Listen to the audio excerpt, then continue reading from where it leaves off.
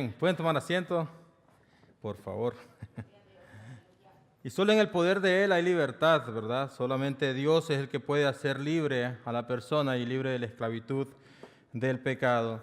Gracias a Dios por la oportunidad de poder estar aquí con ustedes desde que la Iglesia del Refugio iba a comenzar, o antes de eso, tenía la invitación pendiente con el pastor Francisco de poder venir y compartir con ustedes.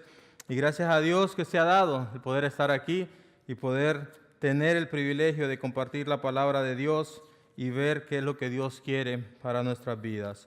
Es interesante ver que lo que fue la semana pasada, el 4 de julio exactamente, estuvieron algunos celebrando el Día de la Independencia de Estados Unidos y me ha tocado ya por 9 años ver de diferentes maneras cómo se celebra la independencia aquí en este país.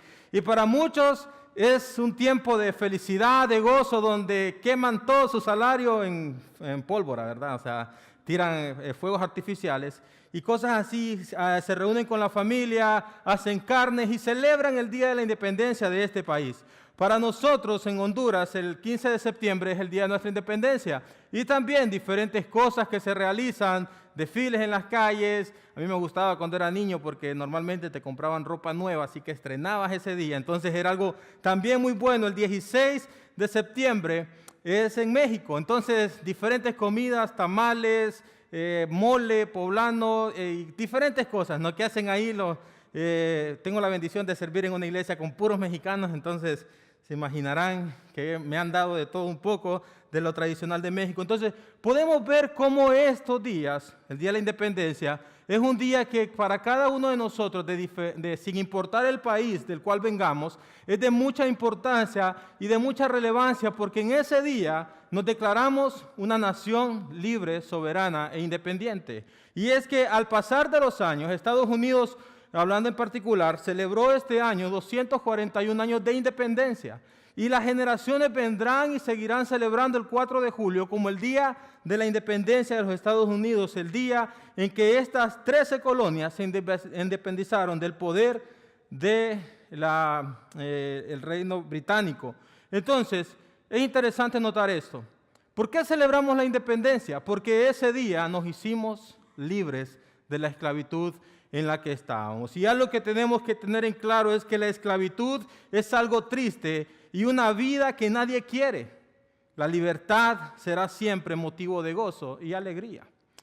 Pero es interesante que aun cuando la independencia de un país siempre sea algo que llene de gozo a los habitantes de él, hay una independencia mayor o una independencia más importante que cada ser humano necesita.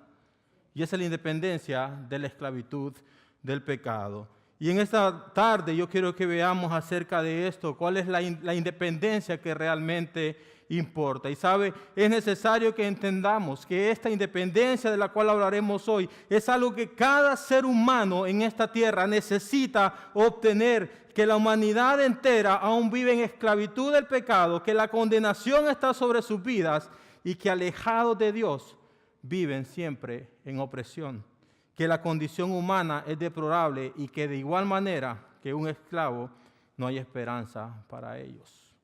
Si celebramos la independencia de un país y cada persona que vive en esclavitud añora ser libre, ¿cuánto más debemos nosotros de desear ser libres de la condenación y del poder del pecado en nuestra vida?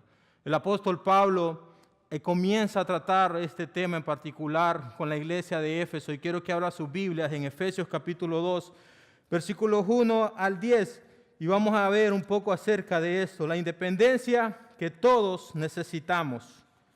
Efesios capítulo 2, sin duda alguna, creo que es un capítulo que casi todos conocemos, y Pablo trata de manera explícita y nos demuestra quién es el hombre sin Dios. Y en su redacción usa diversas palabras para explicar la situación de la humanidad. Pablo dice: muertos, perdidos, condenados, ajenos de Dios, sin esperanza, lejos de las promesas de Dios. Esto nos demuestra que el hombre sin Dios vive una realidad de tormento y que en esa situación no puede hacer nada por sí mismo para salvarse.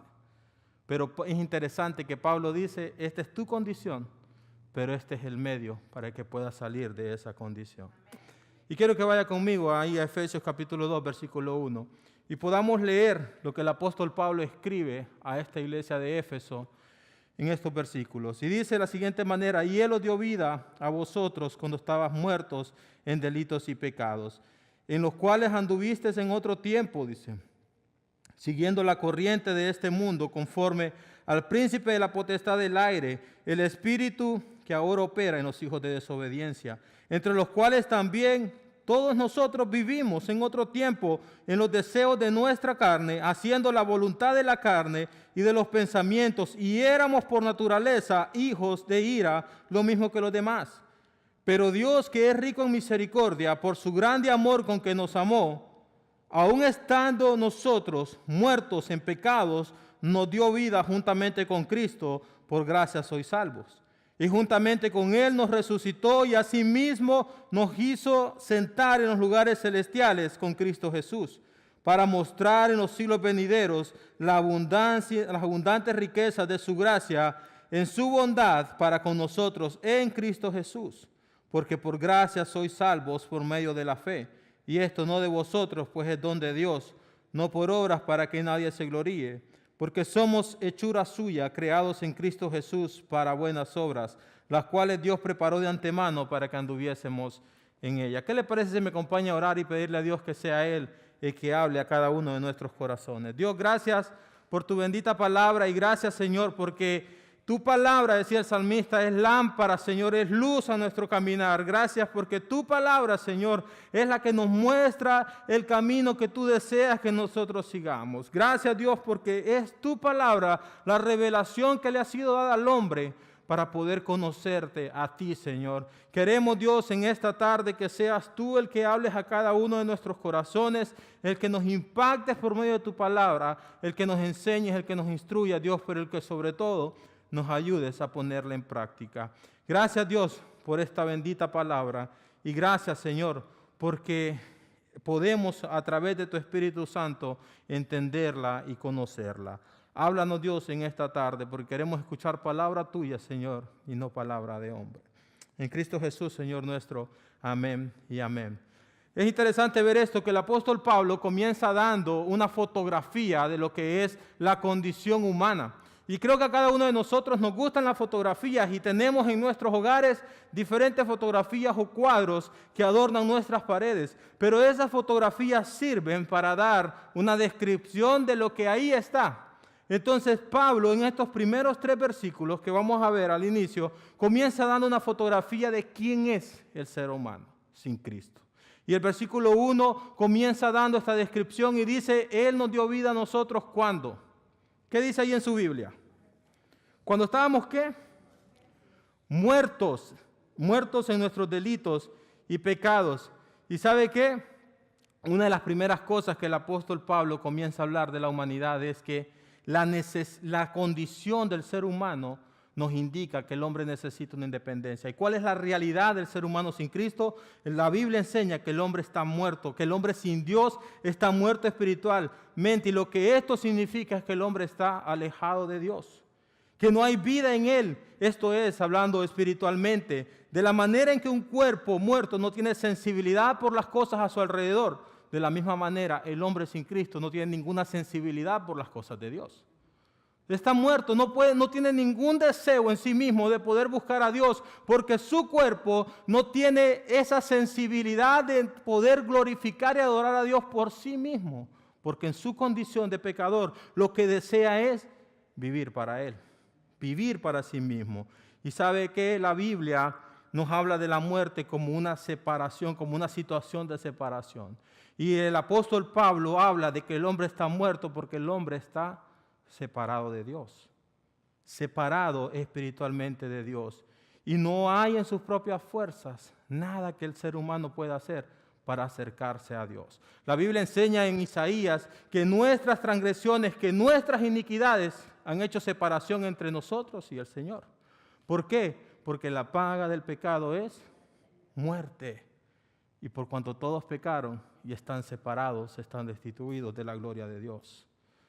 ¿Sabe qué? Como decíamos, el hombre en sus propias fuerzas jamás va a poder buscar a Dios. Sus facultades espirituales no funcionan.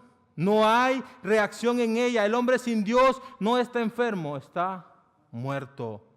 Y la pregunta que viene a nuestra mente debería ser esta: ¿qué es capaz de hacer un muerto? Si usted pone a un muerto en medio de una sala y a la cual está llena de fuego, ¿podrá salirse? No, se va a quemar porque por sí mismo él no puede hacer nada. Es incapaz de poder salir de esa condición porque sus facultades no funcionan. Entonces, estas preguntas quizás pueden sonar ilógicas para nosotros. Cuando hablamos de un muerto físicamente y cuando hablamos de un muerto espiritualmente, entendemos que un hombre, entonces, como decíamos, por sí mismo jamás va a poder buscar a Dios. ¿Por qué? Porque su tendencia, dicen en Génesis, su corazón está siempre de continuo al mal. Entonces, la esperanza ha quedado atrás. No hay nada más por hacer. El hombre muerto solo apesta y está dispuesto a ir a donde otros lo lleven, a su destino final, a un hueco donde su cuerpo reposará y se convertirá en polvo y será comido por los gusanos, físicamente hablando, sin haber nada más que éste pueda hacer. La tristeza y el llanto llegan al corazón de sus familiares. Y sabe que esa misma tristeza y esa misma deseo de no perder a un familiar, físicamente hablando, debería ser lo que llegue a nuestro corazón al ver a nuestros familiares que están yendo sin Cristo por la vida, que están yendo y viviendo una vida totalmente alejados de Dios, muertos espiritualmente, sin tener ningún temor a Dios.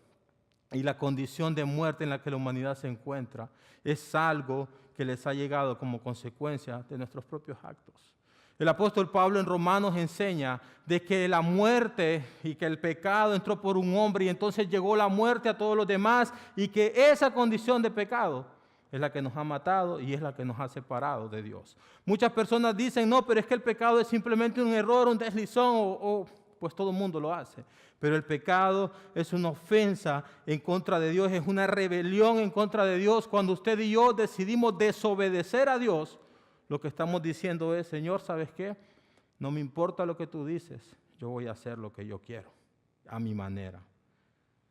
Y esta es la condición del ser humano. Otra vez digo, por cuanto todos pecaron y están destituidos de la gloria de Dios. Me llama la atención que Pablo, escribiendo a los Romanos en el capítulo 3, dice, no hay justo ni aun uno, no hay quien entienda, no hay quien busque a Dios. Y el versículo 18 del capítulo 3 termina diciendo, no hay temor de Dios en sus corazones. A veces nosotros decimos, pero yo soy un buen vecino, yo no le hago daño a nadie, yo me porto bien, soy un buen padre, soy un buen amigo, voy a la iglesia los domingos para cumplir, pero a veces venimos a la iglesia porque me acostumbré a venir a la iglesia, no porque realmente ame a Dios, no porque realmente quiera conocer a Dios, no porque tenga ese deseo de servir a Dios y de rendir mi vida por completo a Dios.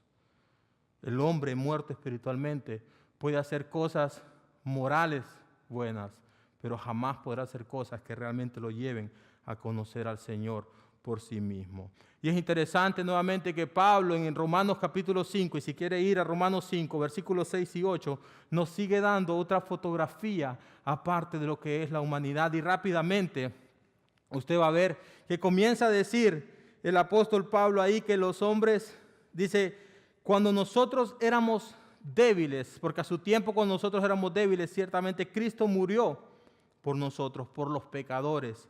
Dice, apenas osará alguno morir por el bueno, pero nadie va a morir por un impío.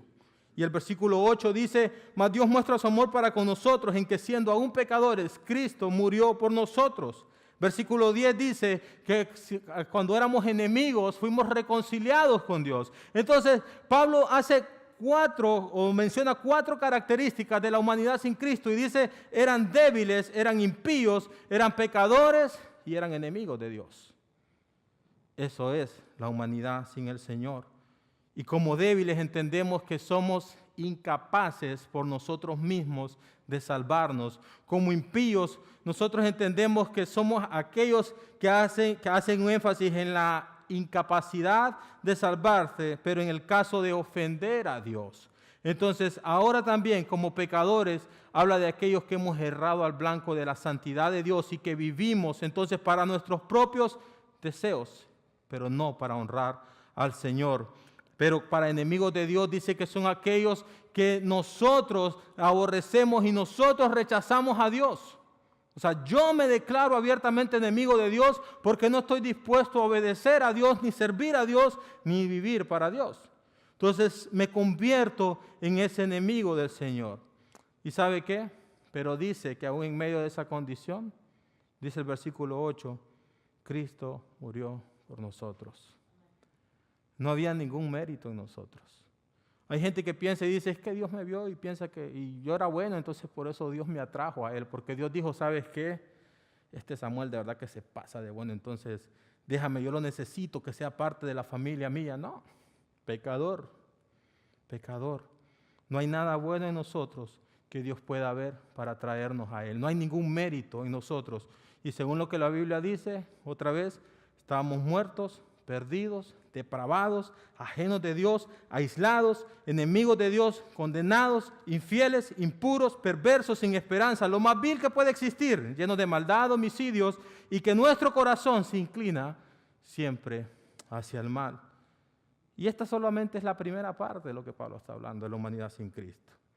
Versículos 2 y 3, vamos a ver qué más continúa diciendo. Ya dijo una humanidad muerta, pero ahora va a hablar de una humanidad desobediente. Y dice, en los cuales anduvistes en otro tiempo, siguiendo la corriente de este mundo, al príncipe de la potestad del aire, al espíritu que ahora opera en los hijos de desobediencia, entre los cuales todos nosotros vivimos en otro tiempo en los deseos de nuestra carne. Desobediencia. ¿Qué es desobediencia? ¿Qué piensan ustedes que es la desobediencia? Cuando usted le dice a su hijo, es que eres un desobediente. ¿Qué es? Que no hace caso, ¿verdad? O no, pues quizás ustedes tienen puros hijos obedientes, entonces no saben lo que es ser desobediente. Pero desobediente en términos generales significa indisciplina y que alude a la falta de obediencia con respecto a unas normas establecidas, particularmente en el cumplimiento de un trabajo. O sea, es rebeldía, es sublevación, es insumisión. Cuando usted le dice algo a su hijo y su hijo dice, yo no lo voy a hacer. O aunque le dice que lo va a hacer, pero no lo hace. Entonces, el mal de la humanidad, si ustedes recuerdan, algunos dicen, pero es que el pecado de Adán y Eva fue comerse una manzana. No, ese no fue el pecado de Adán y Eva. El pecado de Adán y Eva fue desobedecer a Dios.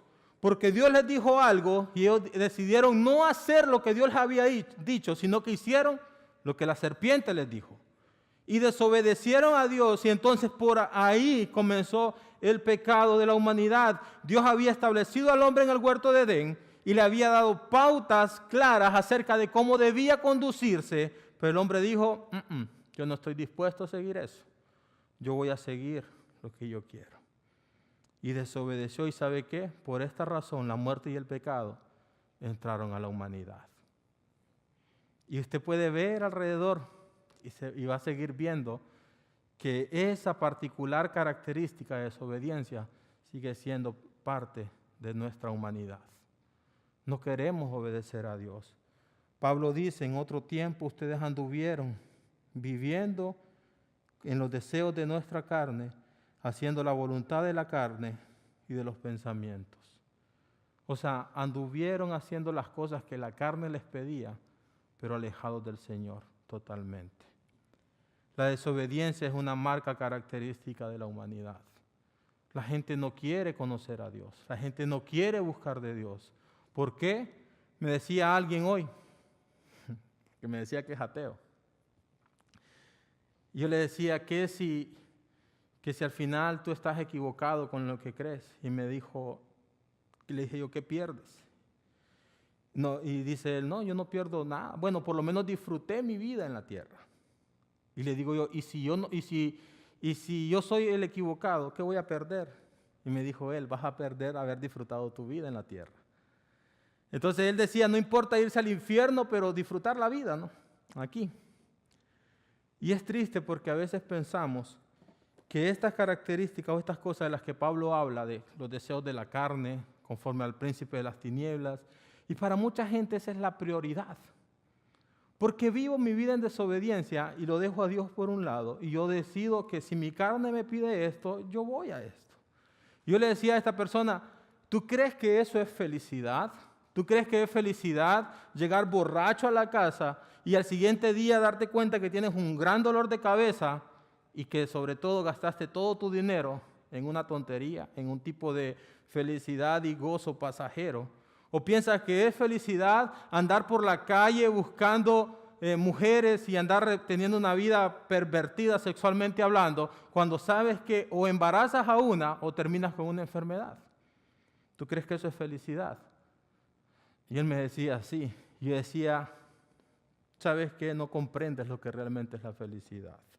Porque para algunos, el vivir este estilo de vida desobediente, eso trae gozo a sus corazones. Pero es un gozo vacío. Es un gozo que realmente no dura más que el tiempo que están disfrutando con una cerveza en la mano o haciendo cosas que no deben. Pero al final, la condenación llega a esta humanidad desobediente y a esta humanidad que ha decidido seguir la corriente de este mundo antes que seguir al Señor. ¿Sabe qué? Cabe notar que con esta declaración lo que afirma es que ellos siguieron a este mundo, pero se olvidaron del Señor. Y dice en Romanos capítulo 1, cuando dice que la gente no decidió tomar en cuenta a Dios ni darle gracias a Dios como el Creador, dice que Dios los dejó y los entregó a una mente reprobada para que hiciesen cosas que no convenían. Y después la gente dice, ¿por qué sucede esto? ¿Por qué lo otro? ¿Por qué terminé? ¿Por qué me accidenté si Dios no me cuidó? ¿Por qué esto y lo otro? O sea, hay a veces, no digo que todo lo malo que pasa son consecuencias de nuestras acciones, no, pero en algunas ocasiones hay consecuencias que llegan como parte del estilo de vida que nosotros llevamos. Y la gente se queja y dice, si Dios fuera bueno, Dios no me pasaría esto. Pero la maldad reina sobre esta humanidad porque Dios dice, ¿quieres vivir al apartado de mí? Hazlo.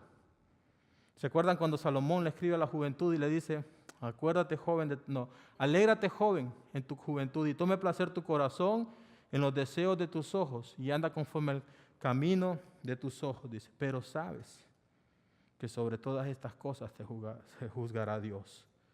Usted puede decidir vivir su vida en desobediencia a Dios y vivir para usted mismo.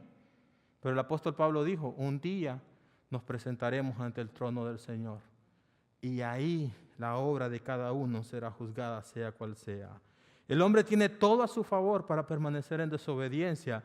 Y esto es algo que no debería sorprendernos.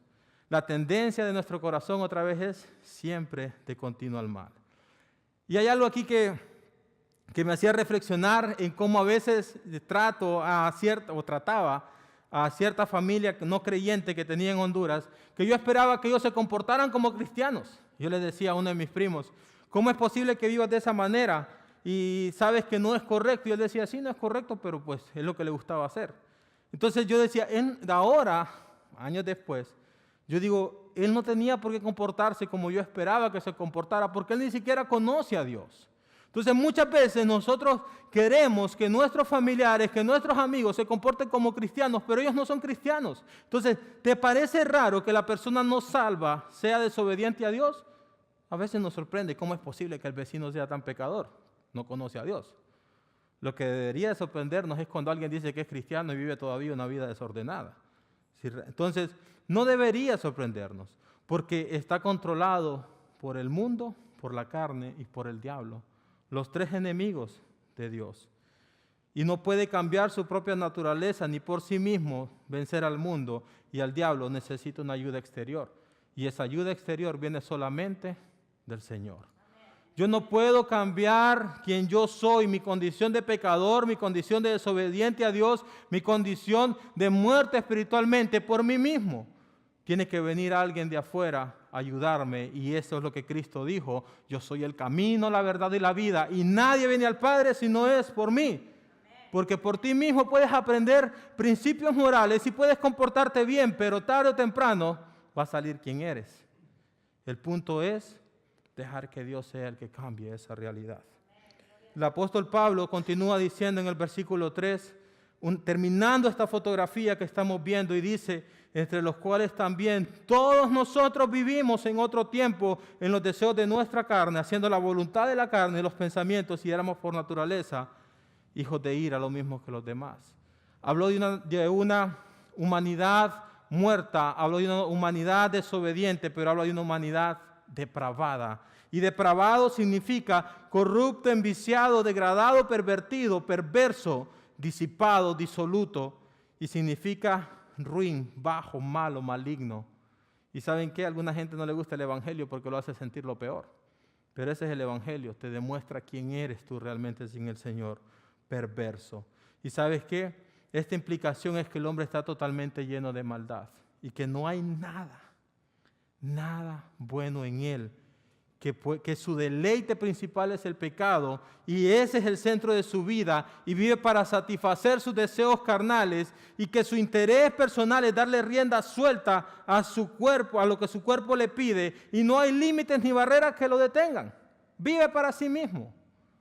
Y a veces pensamos, cuando hablamos de pecados así escandalosos, y nosotros pensamos borracheras o pecados públicos. Pero cuando hablamos muchas veces de pecados y de vivir para sí mismo, es para su propio yo. Por ejemplo, tengo un carro 2014, pero ya no me gusta ese carro 2014, y todo lo que gane yo lo voy a usar para comprarme el 2017.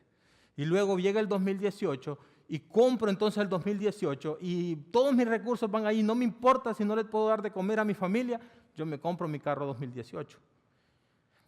Eso es vivir para usted mismo. Y no es que sea malo que usted tenga un carro del año, no es malo.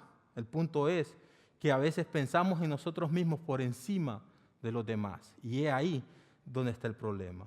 Y sabe que un hombre sin temor a Dios vivirá de acuerdo a sus placeres carnales.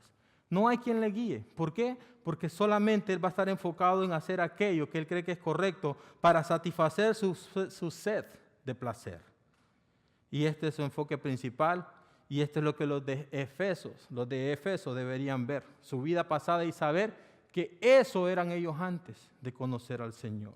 Que eso eran ellos en su vida anterior, en su vida antigua, que ellos habían errado en poder honrar a Dios con sus vidas y que por el contrario vivían para sí mismos. Un estilo de vida rebelde totalmente y que estaba enfocado en simplemente satisfacer los deseos de la carne, los deseos de los ojos, y como dice en 1 de Juan, la vanagloria de la vida. Ahora, pensando en esto, si vemos nosotros a nuestro alrededor, como les decía antes, la humanidad sigue viviendo este estilo de vida. Muertos espiritualmente, desobedientes a Dios, depravados, y usted ve tanta maldad que hay. Usted puede ver a nuestro alrededor quizás cómo la gente ha perdido el temor a Dios totalmente y hoy viven para sí mismos. Por ejemplo, en nuestros países, quizás Honduras, México, usted ve que se le ha perdido el respeto a la vida, porque ahora si alguien quiere robarle su celular, hasta lo mata por eso, por un celular o por un pleito, lo primero que hacen es matar, porque no hay temor de Dios en sus corazones y viven para sí mismos en eso. ¿Y sabe qué? Esta realidad, esta condición terrible y lamentable nos demuestra la necesidad de un Salvador. Nos demuestra que necesitamos, que la humanidad necesita de alguien que la libre de esa condición en la que está. Y si la historia de la humanidad quedara simplemente en esta fotografía, no habría esperanza alguna. Porque por nosotros mismos somos incapaces de salvarnos. Pero Pablo continúa diciendo algo aquí. Y dice, primero dijo, la condición de la humanidad nos demuestra la necesidad de esa independencia, digamos. Pero Pablo también dice cuál es el único medio de esta independencia. Y quiero que lea el versículo 4 conmigo y dice, pero Dios, que es rico en misericordia, por su grande amor con que nos amó, aún estando nosotros muertos en nuestros pecados, ¿nos dio qué? ¿Con quién? Por gracia sois salvos. ¿Sabe qué? Esta es la misericordia de Dios. Y comienza Pablo diciendo, Él que es rico en misericordia, y misericordia es la inclinación del ánimo para compadecerse del mal ajeno. Sin haber ningún atributo, sin haber ningún mérito bueno en nosotros, Dios dijo, voy a dar a mi Hijo para que todo aquel que en Él cree no se pierda, mas tenga vida eterna. Como lo decíamos antes, la condición del ser humano es deplorable internamente, no tenía cómo salir de esa condición, pero necesitaba la ayuda externa. Y esa ayuda externa viene solamente del Señor. Y esa ayuda viene solamente de aquel único que podía salvarnos, del Creador, del Dios que demostró su amor, del Dios que mostró su misericordia, su gracia para esta humanidad caída. Dios hizo de su misericordia para con nosotros y tuvo compasión de la condición en la que estábamos. El salmista dice, Señor, ¿quién es el hombre para que lo mires y quién es el Hijo del hombre para lo que lo visites? Es solo su gracia, es solo su misericordia. ¿Y sabe qué? No hay otro camino en que usted pueda ser libre de ese poder del pecado, de esa condición en la que está, solamente a través de lo que Cristo hizo en la cruz del Calvario. Dios no miró esa condición de pecadores en nosotros, se compadeció de nosotros y de nuestra imposibilidad para salvarnos. Y sabe que ella, al poner nuestra miseria en su corazón, nos amó con un amor que no merecíamos, con un amor que es más grande de lo que usted y yo podamos imaginar, con un amor que pues proviene de su fuente de gracia y de bondad, y nos amó de tal manera que dio a su Hijo unigénito para que todo aquel que en Él crea no se pierda, mas tenga vida. Nos amó con un amor tan grande que no le importó nuestra condición caída, no miró a nuestro parecer, no miró a nuestros talentos, a nuestra condición académica, nos amó aun siendo pecadores. No somos merecedores de ese amor, pero aún así Dios nos amó. Dios nos amó. ¿Y sabe qué? Dice un escritor, mientras los hombres eran absolutamente débiles y totalmente incapaces de salvarse y de acercarse a Dios por sí mismos, Él envió a Cristo para salvarnos. Si la salvación dependiera de las obras o dependiera de algún mérito humano, ninguno de nosotros pudiera salvarse. Pero ese amor trajo como consecuencia o como resultado que Dios nos diera vida en Cristo. Y ese que estaba muerto ahora tiene vida y vida nueva en Cristo. Dice la palabra en Corintios 5:17, que de modo que si alguno está en Cristo, nueva criatura es, que las cosas viejas pasaron y que aquí todas son hechas nuevas. Porque Dios no simplemente llega a restaurar tu vida, Dios te da una nueva vida para que la vivas para Él, para que ya no vivas conforme a los deseos de la carne, sino para que vivas para su gloria, que vivas para su honra, para que ya no ames la rebeldía de este mundo, sino que ames su justicia, para que ya no vivas conforme a los deseos de tus ojos, sino que pongas tus ojos donde está Cristo sentado a la diestra de Dios Padre, dice Colosenses 3. Por la obra del Espíritu Santo, Dios nos vivificó. Dios nos dio vida. Muchas veces nosotros pensamos de que es nuestras obras y que es como un checklist que tenemos de que voy a la iglesia, entonces esto quizás me va a hacer salvo. O soy miembro de la Iglesia Bautista del Refugio y entonces eso me va a ayudar a mi salvación. No, es lo que Cristo hizo. Es lo que Cristo hizo por ti y por mí. ¿Y sabes qué? Es un regalo de la gracia de Dios, y gracia significa un regalo no merecido. Y Pablo trata eso también en Romanos capítulo 4 cuando dice, al que trabaja el salario le es contado como paga. Cuando usted trabaja toda la semana, usted al fin de mes espera ¿qué? O la fin de semana, ¿verdad? Espera su salario. ¿Por qué? Porque espera obtener para lo que ha trabajado. Pero la gracia es totalmente lo contrario. Usted recibe aquello para lo cual no trabajó. Es un regalo que usted no merecía. Porque al que obra, el servicio le es contado como deuda, pero al que no obra, se le cuenta como gracia. Y ese es el regalo de la salvación. Ese es el regalo que Dios ha hecho por gracia. Porque no lo merecíamos, porque no trabajamos para eso, pero la gracia de Dios te da esa salvación. Y el énfasis es claro, no es por obras para que nadie se gloríe, es solamente por la obra de Cristo en la cruz del Calvario. Y ¿sabe qué? La salvación no puede ser por obras, porque la obra de salvación ya ha sido consumada en la cruz. Porque la obra de salvación fue pagada por el Cordero de Dios que quita el pecado del mundo. Y no podemos añadirle nada ni osar a quitarle nada. Cuando Cristo murió, el velo del templo fue roto y entregó la salvación y dijo, consumado es. Porque solo Cristo puede salvar, porque solo en Él hay libertad del pecado. Ahora, uno dice, bueno, entonces la salvación es un regalo de la gracia de Dios y es por medio de la fe, y fe es creer. Pero la Biblia dice que los demonios creen y tiemblan. Entonces, pero la salvación es entender que yo soy incapaz de salvarme a mí y decirle, Señor, yo creo en lo que Cristo hizo y que lo que Cristo hizo sí me puede salvar. Y decirle, yo me rindo. Y me rindo a tus pies para que seas tú quien me salve. Ahora, porque decimos que la salvación no es por obras, significa que no hay obras, que las obras son malas. No, mire lo que dice el versículo 10 para ir concluyendo con esto. Y dice, porque somos hechura suya, creados en Cristo Jesús para buenas obras, las cuales Dios preparó de antemano para que anduviésemos en ellas. ¿Y sabe qué? El hecho de que las obras no sirven para salvarnos, no significa que la salvación no son una consecuencia de nuestra salvación. Si hay gente que dice, es que yo soy salvo porque una vez repetí una oración y punto, pero mi vida nunca dio testimonio de que realmente he sido salvo. ¿Sabe? La fe sola es la que justifica, pero la fe que justifica nunca está sola. El Santiago decía que la fe sin obras está muerta. Ahora, algo que como seres humanos debemos entender es que somos creación de Dios. Y lo que entonces significa es que Él es el dueño de nuestra vida. Y cuando Dios llega a tu vida y te da una nueva vida en Él, es para que ahora la vivas para Él, para su gloria. Y es que Él nos ha cambiado, nos ha trasladado de muerte a vida. Y dice también que nos ha pasado de ser hijos del diablo a ser hijos de Dios. Que nos ha pasado de pertenecer al reino de las tinieblas para ahora ser embajadores de Cristo en esta tierra. Y que si antes vivíamos de acuerdo al placer de este mundo, ahora debemos vivir de acuerdo a los parámetros establecidos por Dios.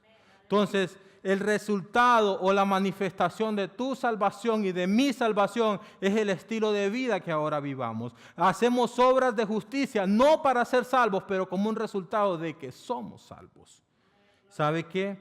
Verdad es que aunque las obras no son meritorias, no obstante, son tan importantes que Dios nos creó a fin de que podamos hacerlas. Somos hechura suya, somos hechos por sus manos, y lo que Él hizo, su producto, es a Él a quien debemos dedicar toda nuestra existencia y honrarle a Él con todo lo que nosotros somos. Y aunque muchos cristianos piensan que aunque las obras no nos hacen merecedoras de la salvación, hay gente que dice, pues al final soy salvo, ¿no? O sea, ¿para qué me comprometo con Dios? ¿Para qué le rindo mi ser total a Dios, mi vida, mis recursos, mi tiempo y todo lo que soy? Sí, pues ya soy salvo. Yo le decía a la gente de la iglesia, haciendo mención de lo que el Señor Jesús le decía a Nicodemo, ¿se acuerdan? De cierto te digo, si no naces de nuevo, no puedes ver el reino de los cielos. ¿Y quién era Nicodemo? Era un doctor de la ley, era un fariseo, era un religioso, pero que no había conocido a Cristo. Muchas veces nuestras iglesias están llenas de personas así, que creen que por lo religioso y por eso de vivir o conocer acerca de Dios nada más, ya son salvos. Pero qué triste va a ser, dice la palabra, cuando se presenten ante el trono del Señor y el Señor diga, apartados de mí, nunca los conocí. Que realmente nunca conocieron a Cristo como quien es. ¿Y sabe qué?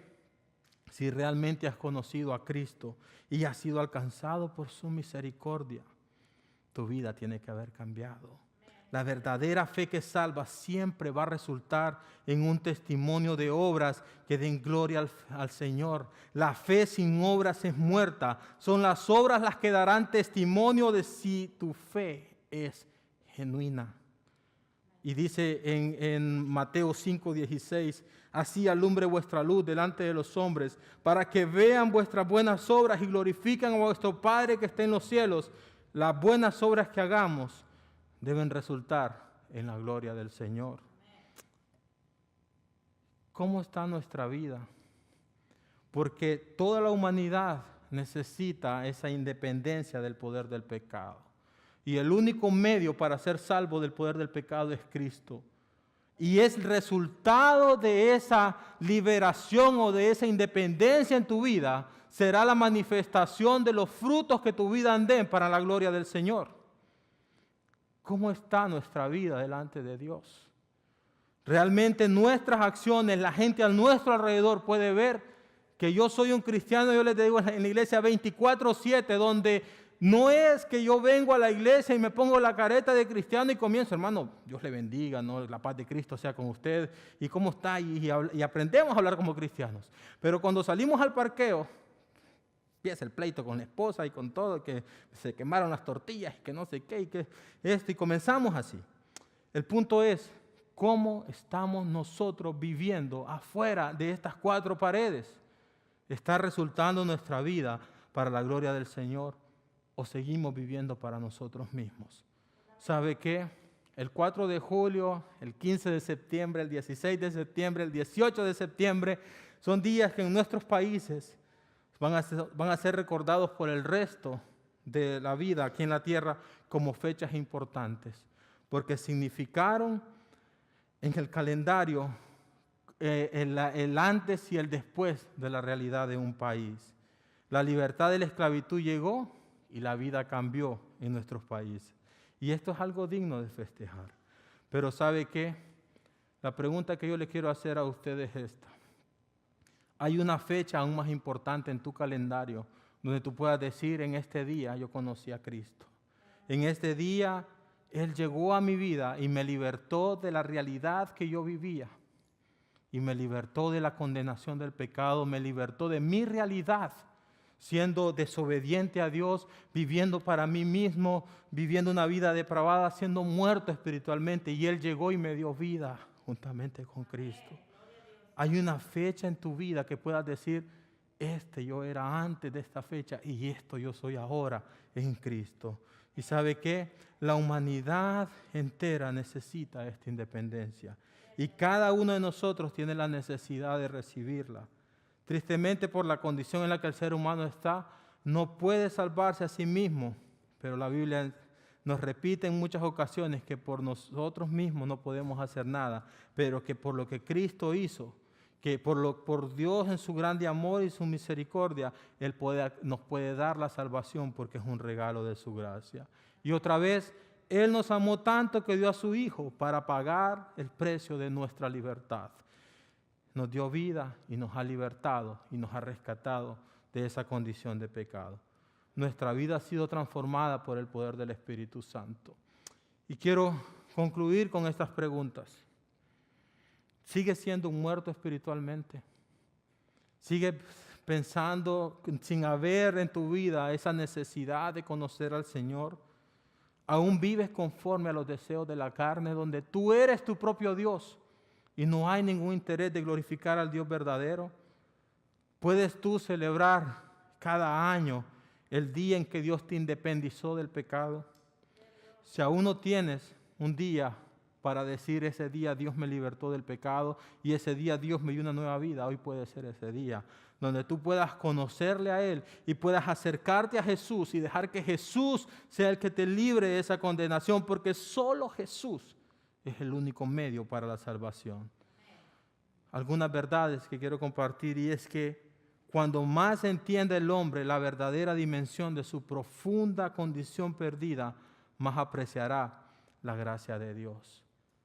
Yo no sé cuál es su condición el día de hoy, ni sé cuál es la realidad de su vida. Quizás usted viene a la iglesia por costumbre, o viene a la iglesia porque le cae bien como es el pastor, un buen chileno, ¿no? Que nos trata bien y venimos por eso. Quizás viene a la iglesia realmente con un corazón sincero de conocer a Dios. Y yo le quiero decir, entregue su vida a Cristo, rinda su vida a Cristo y deje que Él sea el que le haga libre de esa condición en la que toda la humanidad sin Él está. Y que hoy usted pueda decirle, Señor, yo quiero rendirte por completo el quien yo soy, para ya no vivir una vida en desobediencia, sino vivir para tu gloria y para tu honra.